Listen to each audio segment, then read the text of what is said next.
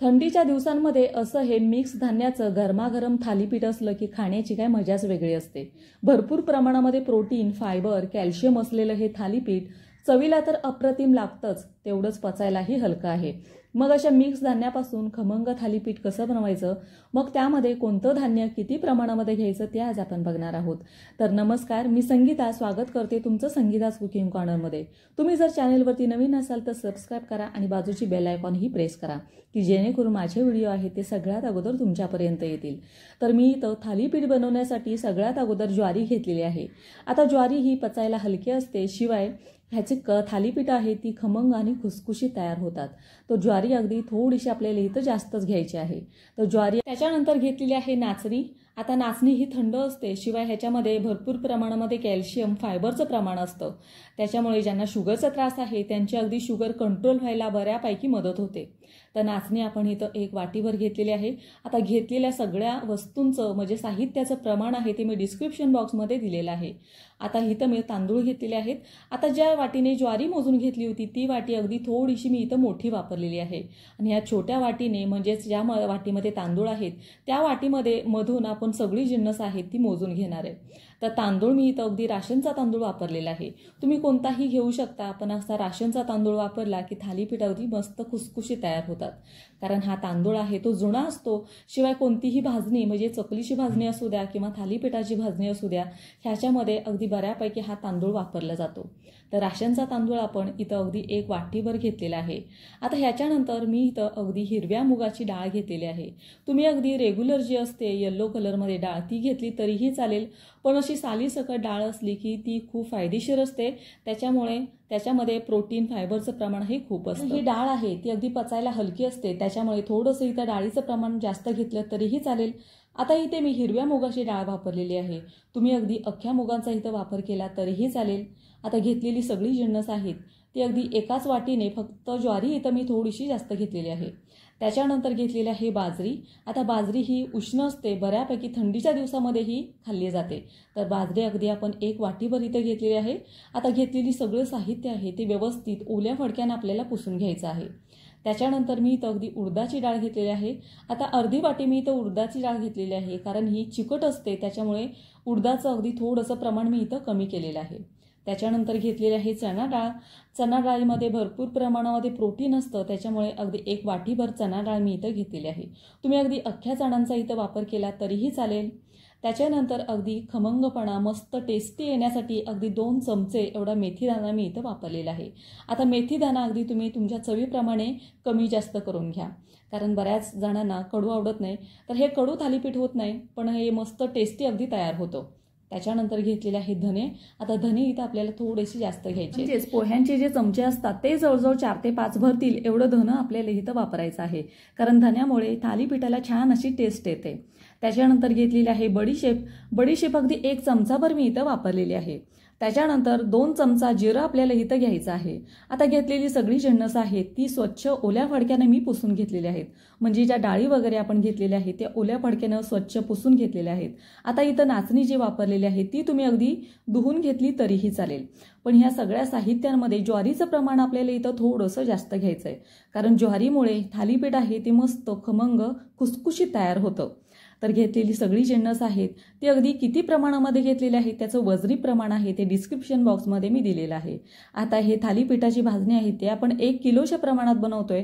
जर तुम्हाला जास्त थालीपीठाची भाजणी बनवायची असेल, म्हणजे 2-3 किलोच्या प्रमाणात बनवायचं असेल, तर हे जे साहित्य आपण एकत्र केलेलं आहे ते एकत्र करून घ्यायचं नाहीये, ते सेपरेट थालीपीठ बनवण्यासाठी एवढं साहित्य आपण इथं काढून घेतलेलं आहे। आता ह्याच्यामधलं एखादं जर तुमच्याकडे डाळ नसेल तर ती तुम्ही अगदी नाही घेतली तरीही चालेल, किंवा तुम्हाला जर ह्याच्यामध्ये अजून एखादी ॲड करायची असेल तर तीही तुम्ही अगदी करून घेऊ शकता। थालीपीठ बनवण्यासाठी असं अगदी योग्य प्रमाणामध्ये घेणं असं काही नसतं, एखादं जास्त किंवा कमी घेतलं तरीही चालेल, फक्त ज्वारी आपल्याला इथं थोडीशी जास्त घ्यायची आहे। जर तुम्हाला शुगरचा त्रास असेल तर तुम्ही तांदूळ नाही घेतले तरी चालेल, त्याच्याऐवजी इथं ज्वारीचं प्रमाण तुम्ही थोडंसं जास्त घ्या. तर हे बघा मस्त आपलं मिश्रण तयार झालेलं आहे. अगदी एकसारखं आपल्याला आता हे भाजून घ्यायचं आहे आणि ह्याच्यामुळे थालीपीठ अगदी छान अशी टेस्टी तयार होतात. तर हे सगळं साहित्य भाजण्यासाठी अगदी जाड बुडाची कढई मी इथं वापरलेली आहे. जाड बुडाची कढई घेतली की धान्य आहे ते छान असं भाजणी भाजायची असेल तर शक्यतो कढईमध्येच भाजायला घ्यायची, कारण कढईमध्ये व्यवस्थित असं हलवता येतं. तर आपल्याला इथं सगळं धान्य आपण आता ह्या कढईमध्ये भाजून घेणार आहोत. तर मी इथं सगळं धान्य एकत्र केलेलं आहे, म्हणजे जेवढ्या डाळी वगैरे घेतल्या होत्या त्या सगळ्या एकत्र केलेल्या आहेत. कमी प्रमाणामध्ये ही भाजणी मी तयार करते, त्याच्यामुळे हे धान्य आहे ते मी एकत्र केलेलं आहे. पण जर तुम्ही अगदी हे भाजणीचं पीठ आहे, थालीपीठाचं पीठ आहे ते तुम्ही अगदी स्टोअर करून ठेवणार असाल, जर 2-3 किलो प्रमाणात बनवणार असाल तर मात्र हे धान्य आहे ते सेपरेट तुम्हाला भाजून घ्यायचं आहे.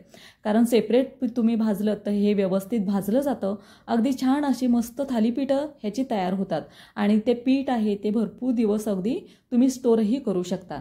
पण हे जे मी भाजणी बनवते ते जवळजवळ 1 किलोच्या प्रमाणात आहे आणि ह्याच्यापासून अगदी 3-4 वेळा मी माझी थालीपीठं बनवून होतील.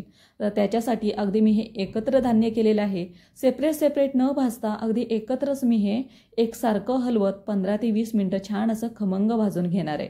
पण जर तुम्हाला जास्त प्रमाणामध्ये भाजणी बनवायची असेल तर हे सगळं साहित्य आहे ते तुम्ही मात्र सेपरेट भाजून घ्या, कारण प्रत्येक धान्याचा आकार हा वेगळा आहे आणि तो भाजण्यासाठी थोडासा जास्त वेळ लागू शकतो.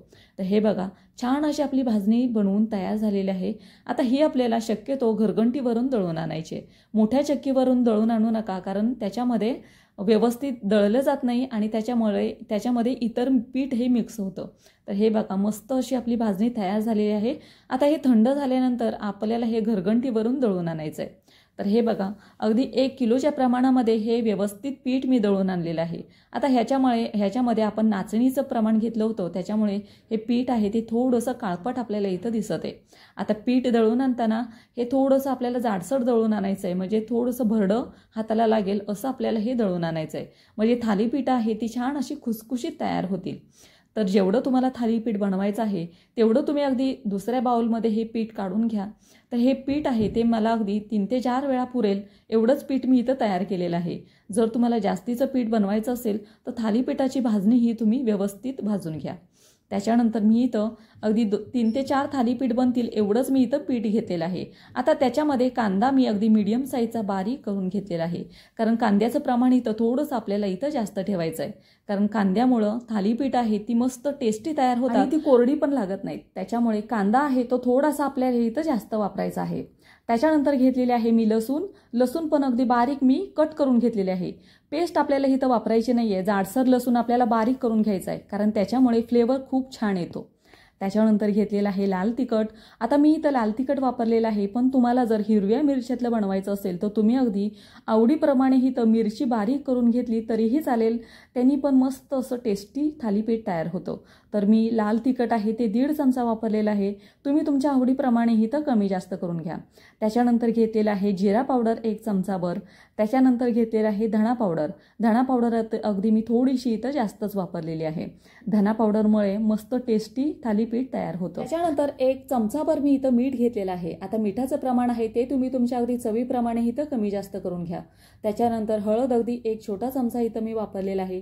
त्याच्यानंतर सफेद तीळ मी अगदी 1.5 चमचा इथं वापरणार आहे, कारण सफेद तिळामध्ये भरपूर प्रमाणामध्ये कॅल्शियम असतं, शिवाय ह्याचे थालीपीठामध्ये मस्त असं दिसायलाही सुंदर दिसतात. तर त्याच्यानंतर मी अगदी इथं 1 वाटीभर कोथिंबीर घेतलेली आहे. आता कोथिंबीर मी इथं वाटीभर घेतलेली आहे. तुम्ही इथं अगदी पालेभाजी कोणतीही यूज केली तरीही चालेल. आता हे सगळं साहित्य मळण्यासाठी मी इथं अगदी उरलेली जी डाळ आहे ती मी वापरणार आहे. तुम्ही पाण्याचाही वापर करू शकता, पण असं उरलेलं जेवण वाया न घालवता असं थालीपीठामध्ये किंवा जर तुम्ही रोजच्या जेवणामध्ये भाकरी बनवत असाल तर त्या भाकरीमध्ये जरी घातलं तरीही कोणताही पदार्थ अगदी रुचकर तयार होतो. म्हणजे जी उरलेली डाळ असू द्या किंवा पालेभाजी असू द्या, अशा भाकरीच्या पिठामध्ये किंवा थालीपीठामध्ये घातली तरीही चालेल. मस्त टेस्टी कोणताही पदार्थ अगदी छान तयार होतो. शिवाय आपलं जे शिळं अन्न आहे तेही वाया जात नाही. तर ह्या पद्धतीनं तुम्ही एकदा नक्कीच करून बघा. मस्त टेस्टी कोणताही पदार्थ अगदी छान असा तयार होतो. तर हे पीठ आहे ते थोडं अगदी पाणी घालून मी हे घट्टसर मळून घेतलेलं आहे. डाळ पण मी इथं थोडी घालून सगळी व्यवस्थित घातलेली आहे आणि डाळ घातल्यानंतर अगदी थोडंसं मी इथं पाण्याचा वापर केलेला आहे आणि हे पीठ आहे ते छान असं घट्टसर मळून घेतलेलं आहे। आता पीठ मळताना जास्त सैल पण आपल्याला मळायचं नाही आहे किंवा जास्त घट्ट पण मळायचं नाही, तर आपल्याला अगदी हे मीडियम ह्याच्यामध्ये आपल्याला हे मळून घ्यायचं आहे, कारण हे थालीपीठ आपल्याला हाताने आपण थापणार आहोत। तर हे बघा, अशा पद्धतीनं आपण हे थालीपीठाचं जे पीठ आहे ते आपण मळून घेतलेलं आहे। आता मी इथं थालीपीठाचा गोळा तयार करायला घेते। जर तुम्हाला हाताला हे चिटकत असेल तर थोडासा पाण्याचा हात लावून अगदी तुम्हाला ज्या आकारामध्ये थालीपीठ बनवायचं आहे अगदी त्या आकाराचा गोळा तुम्ही तयार करून घ्या। तर तुम्ही बघू शकता मस्त असं कलरफुल आपलं थालीपीठाचं पीठ आपण तयार केलेलं आहे। आता ह्याच्यामध्ये कांदा आहे तो थोडासा आपल्याला जास्त प्रमाणामध्ये वापरायचा आहे, कारण कांद्यामुळं थालीपीठ आहे ती कोरडी लागत नाहीत, छान अशी टेस्टी तयार होतात। तर मस्त अगदी मीडियम साईजचा गोळा आपण तयार केलेला आहे। आता हा आपण ह्याचं थालीपीठ बनवायला घेऊया। त्याच्यासाठी मी अगदी कॉटनचा कपडा इथं वापरलेला आहे। स्वच्छ कॉटनचा कपडा आपल्याला इथं घ्यायचा आहे।